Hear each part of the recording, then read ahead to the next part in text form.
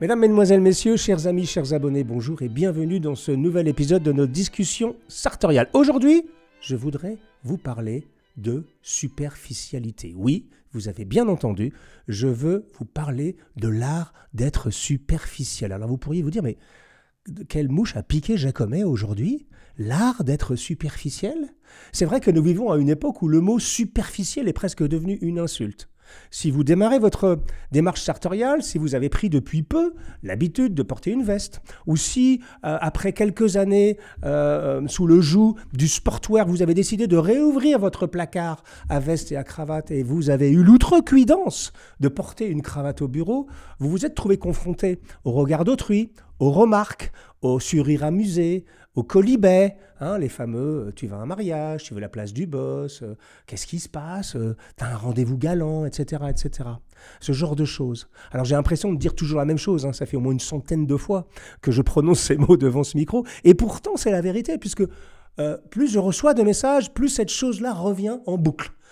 Et il y a un certain nombre de jeunes gens qui ont presque renoncé, alors pas renoncé, mais qui se trouvent un peu entravés dans leur instinct, dans leur impulsion à mieux s'habiller, à être plus élégants, tout simplement parce qu'ils ne sont pas suffisamment armés pour répondre aux colibets d'autrui. Et parmi ces colibets, le plus difficile, la remarque la plus insultante, et celle qui est la plus difficile à dépasser, c'est la suivante. « Ah oui, mais bon, tu ne crois pas quand même que s'habiller tous les jours et mettre un gilet, un costume et une cravate, c'est pas un peu superficiel ton truc ?» Vous voyez, ce genre de choses. Ou encore pire, ah oui, bon, les sartorialistes, les gens qui suivent Jacomet, là, qui mettent des cravates, des costumes et qui se prennent un peu pour les rois du monde, qui se regardent le nombril, c'est des superficiels. Ils n'ont pas de profondeur, ces gens-là. Ils ne savent pas que la beauté est intérieure. Vous voyez, ce genre de choses. Alors, c'est pas facile de répondre à ça. Et c'est quelque chose auquel vous êtes très très souvent confrontés, je le sais. Alors aujourd'hui, je vais vous donner des armes pour répondre à ça. Et je vais vous donner des armes philosophiques, des armes qui sont issues d'études que j'ai faites, mais surtout qui sont issues de mon prochain livre, que je vais publier à l'automne. Alors je ne sais pas exactement quand, septembre, octobre, novembre, à l'automne, c'est sûr, chez mon éditeur Intervalle, dans le cadre de ma collection. Je vais d'ailleurs publier cet ouvrage-là qui sera une anthologie de Parisian Gentleman avec les meilleurs textes de Parisian Gentleman depuis la création du blog et augmenté et agrémenté de certains textes nouveaux. Et donc, en avant-première, je vais vous lire l'un de mes textes qui s'appelle justement « Éloge de la superficialité », c'est-à-dire dans lequel j'explique pourquoi et comment on peut se débarrasser de cette insulte et pourquoi le mot superficialité est un mot qui a glissé, parce que ce n'est pas un mot insultant, bien qu'aujourd'hui nous vivons dans un monde tellement sérieux que le mot superficialité fait peur. Alors je vous propose de vous lire, alors c'est un peu particulier comme exercice, hein, je vous l'avoue, parce que j'ai vraiment envie de partager ces données-là avec vous, mais je dois commenter mon propre texte. Alors je vais le faire, ça n'a rien de nombriliste, il est sorti tout juste de mon cerveau il y a quelques jours. Le papier n'est pas encore sec, non je rigole, il n'a pas encore été imprimé en livre, et donc je veux vous en donner la primeur parce que je crois que c'est quelque chose qui pourra vous servir au quotidien. Donc le texte s'appelle « Éloge de la superficialité » et je commence par une citation de l'auteur autrichien du début du siècle, du début du XXe siècle, Hugo von Hofmannsthal, je ne sais pas si je dis bien son nom, qui disait un truc génial, il disait « Il faut cacher la profondeur à la surface ». Alors, rentrons un tout petit peu dans ce sujet et je vais donc vous lire l'intégralité du texte et le commenter au fur et à mesure. J'écris « Dans ce monde brutal et algorithmé, où tout est devenu sérieux et dramatique, où tout est devenu tellement sérieux et tellement dramatique que les moments de joie sont fortement suspects. » Vous avez remarqué ça?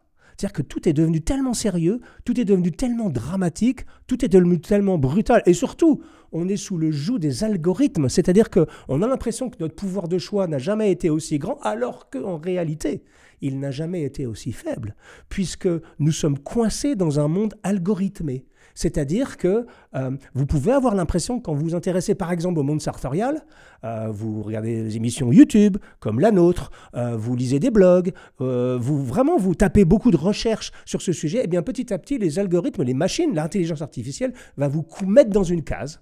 Et toutes les propositions de contenu que vous aurez, qui vont apparaître sur votre téléphone, sur votre ordinateur, eh bien, vont toujours être sur le même sujet. Et vous allez vous trouver coincé dans une communauté, et vous n'allez parler qu'avec des gens qui ont la même passion que vous. Alors c'est plutôt agréable, hein, d'une certaine manière, mais ça vous donne, l'illusion que c'est le monde qui est comme ça, alors que non, c'est votre monde qui est comme ça. Et donc, le problème de l'algorithme ou de l'algorithmisation, je ne sais pas si on dit ça comme ça, du monde, c'est quelque chose d'assez dangereux. Parce que au lieu de vous ouvrir au monde, ça a tendance à vous renfermer sur les choses que vous aimez. Et donc, c'est quelque chose qui est très important. Et vous allez voir comment la superficialité peut répondre à ça. Donc, je recommence. Dans ce monde brutal et algorithmé, où tout est devenu tellement sérieux et dramatique que les moments de joie sont fortement suspects, dans un monde où le ricanement cynique a largement remplacé le rire, écoutez la radio, hein, je ne vais pas vous faire un dessin, on ricane beaucoup, on ne rit presque plus sincèrement. Il y a toujours une espèce de suspicion derrière un rire franc.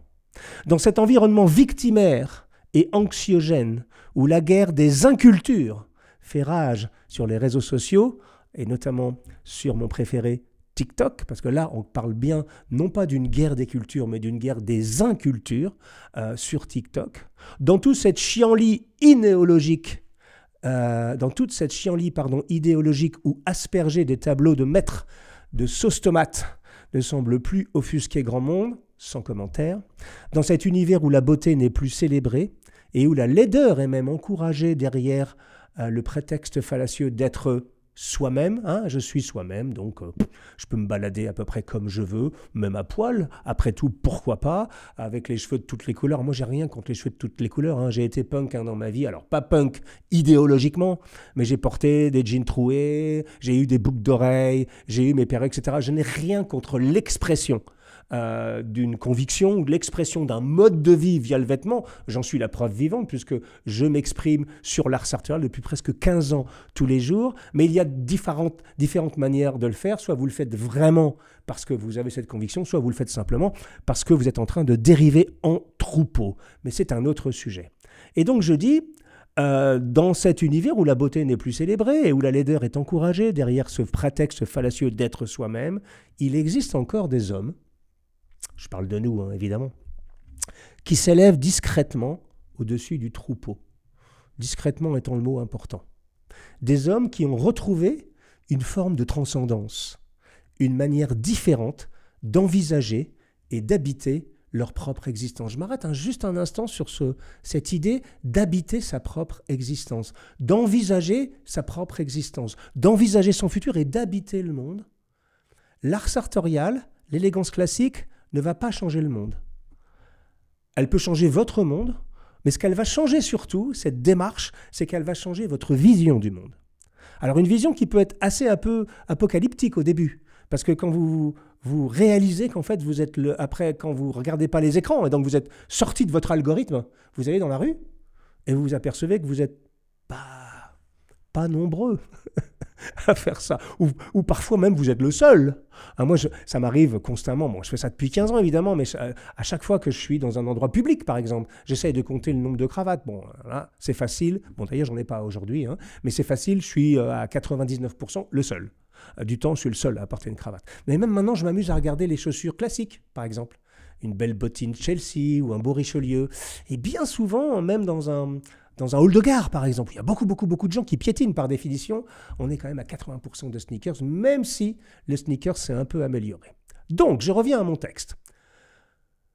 Je dis, il y a des hommes qui s'élèvent discrètement au-dessus des troupeaux, des hommes qui ont retrouvé une forme de transcendance, une manière différente, donc d'envisager et d'habiter leur propre existence. Habiter sa propre existence, c'est vraiment important. Et je pose la question, mais que font-ils? Rien. Ou pas grand-chose. Du moins en apparence. Bon, qui sont-ils? Ces gens qui s'élèvent au-dessus du troupeau. Évidemment, je parle de nous, hein. Je mets un petit peu une intonation un peu dramatique pour vous lire mon texte. Et j'écris, ils ne sont ni militants aux cheveux bleus, ni philosophe de comptoir, bien qu'on le soit tous un tout petit peu philosophe de comptoir, si tant est que des comptoirs existent encore d'ailleurs. Moi j'aimais beaucoup les comptoirs quand j'étais gamin, et enfin quand j'étais jeune homme on va dire. Et ils sont encore moins prophètes autoproclamés de la collapsologie, parce que là il y a beaucoup de gens qui s'intéressent à ce sujet. Ils s'occupent de choisir leur cravate et de cirer leurs souliers. Ils entrent dans leur dressing comme on rentre dans une cathédrale. Ils se rêvent chaque matin comme les héros de leur propre existence. Ces gens-là, donc nous, vous, sont pourtant considérés par beaucoup et par la société bien pensante comme les affreux réactionnaires du XXIe siècle. Les rétrogrades minables en costume cravate dont il faut se moquer, les inconséquents qu'il faut railler car ils ont l'outrecuidance de tenter dans leur coin de renouer avec le goût de la vie. Voilà le mot important, de renouer avec le goût de l'existence, avec le goût de la vie.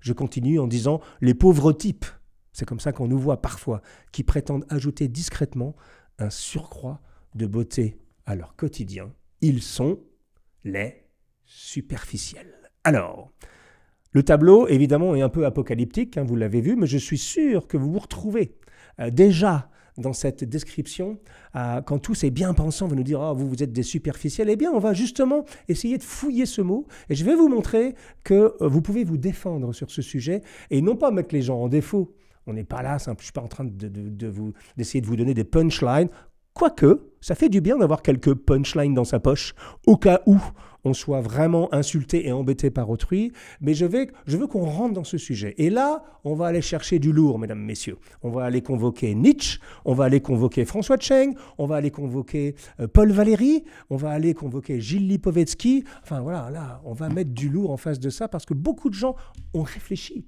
à cette idée de superficialité, et je vais vous dire ce qu'ils ont dit. J'ai sélectionné dans cet article, dans ce texte d'ailleurs, qui fera partie de mon prochain livre, quelques citations qui sont extrêmement fortes. Par exemple, je dis « Si le mot est presque devenu l'insulte suprême, « Ah, tu es superficiel, toi, tu es un sartorialiste, tu penses qu'à l'extérieur, à l'intérieur, la beauté c'est intérieur, mais vous êtes superficiel. » Donc, si le mot est presque devenu l'insulte suprême dans un monde où tout est mortellement sérieux, certains penseurs majeurs des siècles derniers le contemplaient avec, si j'ose dire, beaucoup plus de profondeur.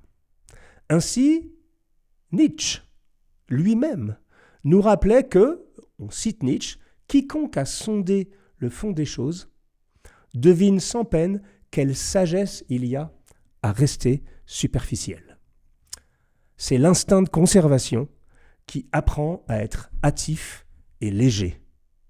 Lui, vous savez que Nietzsche, il enviait la légèreté des Grecs qui, selon lui, étaient superficiels par profondeur, justement. Je trouve qu'il y a énormément de choses. Réécoutez cette phrase.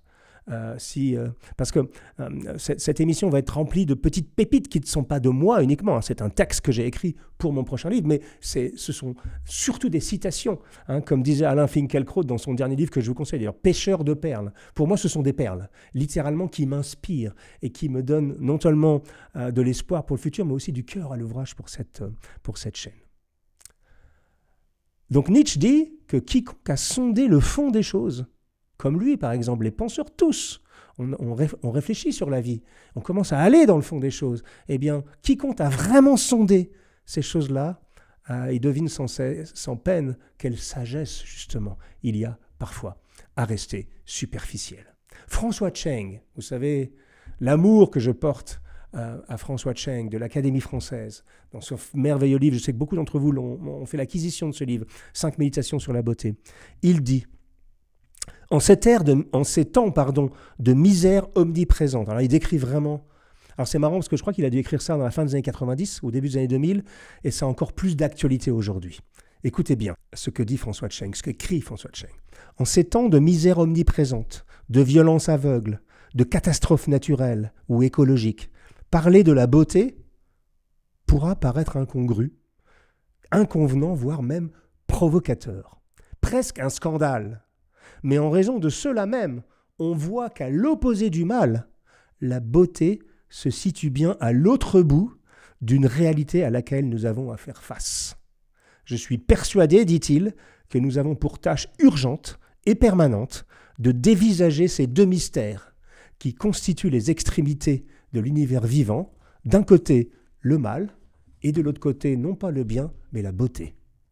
C'est absolument génial.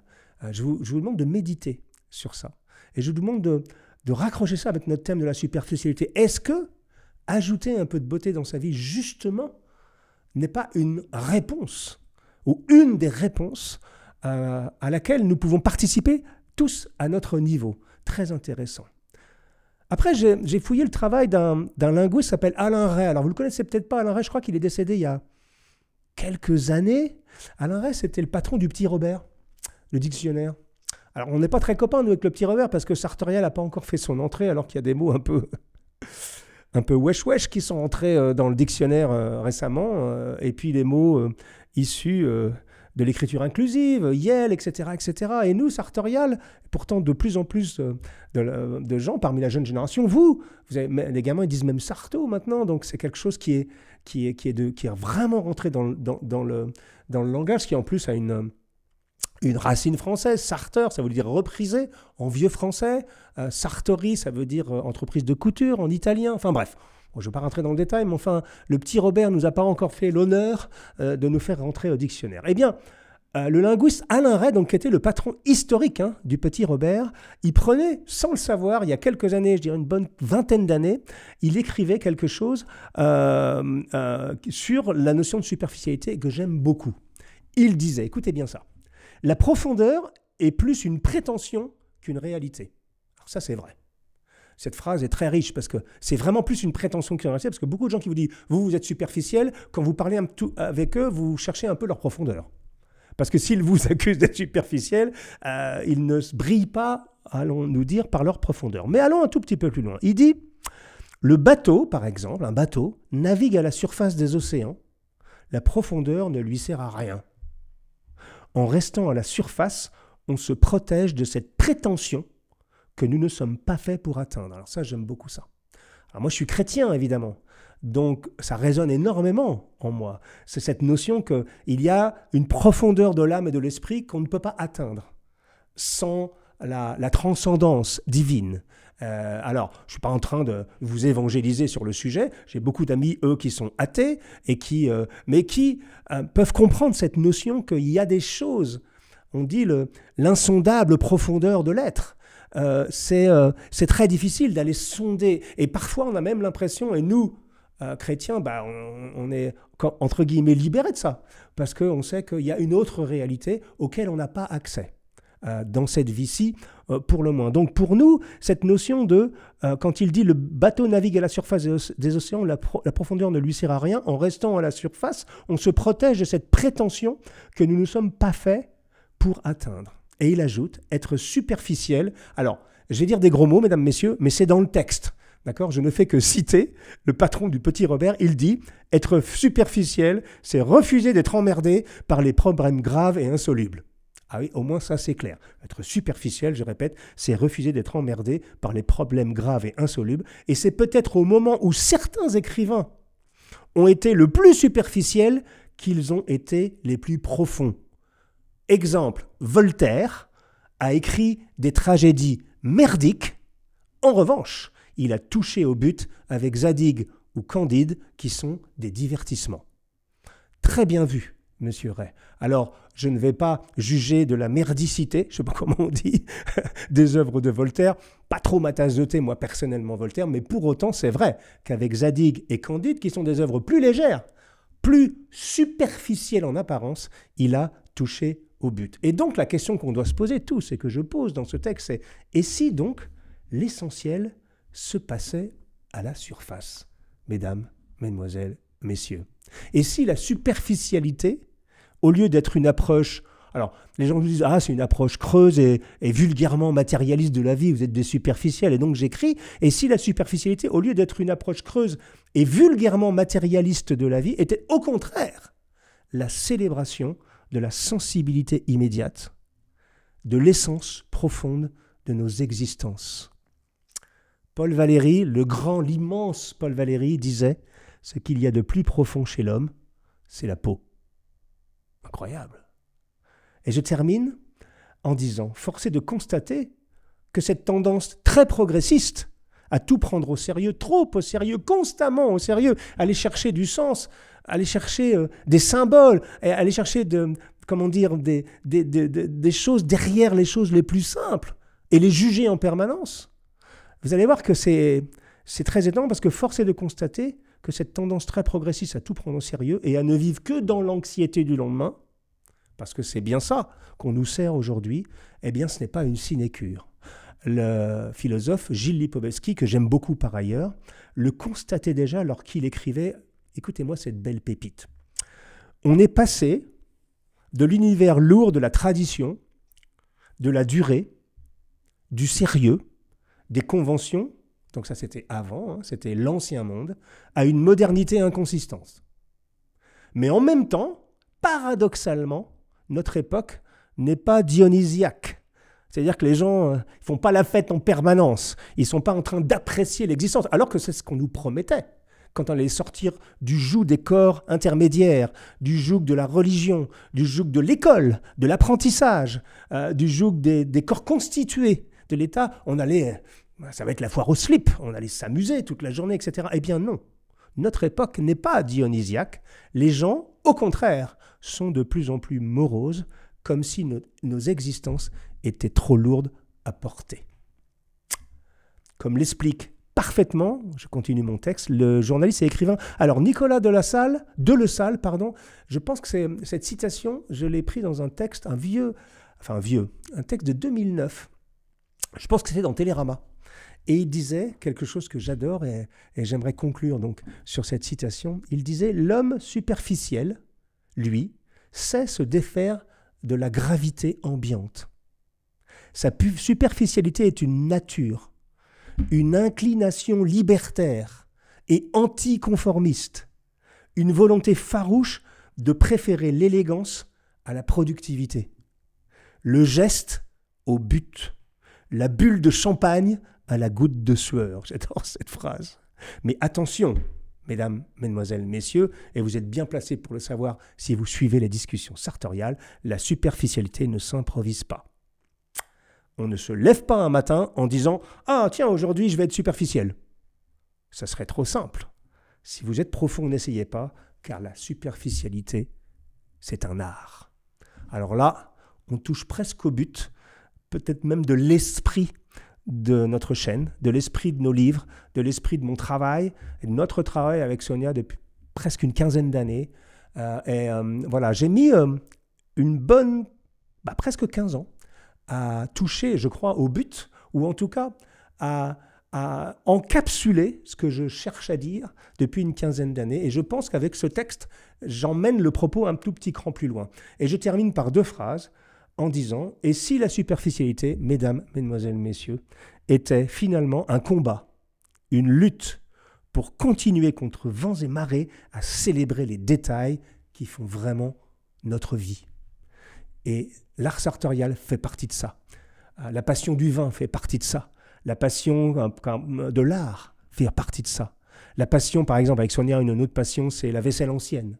On va chercher les détails, on essaye de comprendre, on essaye de mettre de la signification derrière des choses simples, mais toujours dans cette idée de célébration de la vie, ici et maintenant, qui est vraiment une façon de voir les choses qui est à contre-courant du pessimisme ambiant, de cette anxiété permanente et du fait qu'on nous promet en fait que tout n'est devenu que collapsologie. Alors ça, c'est un barbarisme anglais, enfin je ne sais pas comment on appelle ça, je ne suis pas linguiste, mais en fait de cette théorie que tout est en train de s'écrouler et qu'en fait nous serions que les complices de cet écroulement. Eh bien nous, les superficiels, au contraire, nous continuons à célébrer la vie chaque jour. Et bien sûr, nous ne pouvons pas ne pas finir par une citation de l'inénarrable Oscar Wilde. Oscar Wilde qui écrivait « Seuls les gens superficiels savent de quoi ils sont faits. Don't act. » Voilà ce que je voulais vous dire. Donc, à partir de maintenant, j'espère que cet épisode vous sera utile. Alors, je ne vous dis pas de prendre le texte ou de l'apprendre par cœur, et quand quelqu'un va vous traiter de superficiel, de lui citer Lipovetsky, Nietzsche, Paul Valéry et von Hofmannsthal dans une phrase, parce que là, vous allez un tout petit peu le déborder, mais au moins que leur donner à réfléchir et vous donner à réfléchir sur le fait que non, n'ayez pas honte d'être passionné par les belles cravates, les belles matières, le fait d'être élégant, de vous sentir bien, par remettre de l'exigence dans votre vie à tous les niveaux, notamment dans la manière dont vous vous habillez, mais également dans la manière avec laquelle vous interagissez avec autrui. On est dans un monde qui a perdu cette notion d'exigence. Alors évidemment, quand je dis ça, on me jette des tomates pourries en me disant « Ouais, l'éloge de l'effort, voilà, encore un truc, c'est complètement has-been, c'est un truc de boomer. » Non, justement pas. Je ne parle même plus d'effort, je parle d'exigence. Mesdames, messieurs, il est encore temps. Le bateau est en train de couler, mais il est encore temps de prendre des canaux de sauvetage. Et les canaux de sauvetage, ça s'appelle la littérature, ça s'appelle la philosophie, ça s'appelle pour moi la Bible, ça s'appelle la transcendance, ça s'appelle le fait de réfléchir et surtout d'essayer de comprendre ou d'essayer de découvrir comment vous avez envie d'habiter votre propre existence. Donc la prochaine fois qu'on vous traitera de superficiel, j'espère qu'avec cette émission, vous aurez quelques possibilités de répondre à ça de manière bien sûr courtoise et de manière élégante. Je vous donne rendez-vous pour un prochain numéro de notre discussion sartoriale et n'oubliez pas ce que Oscar Wilde disait, seuls les gens superficiels savent de quoi ils sont faits. À très bientôt les amis, au revoir.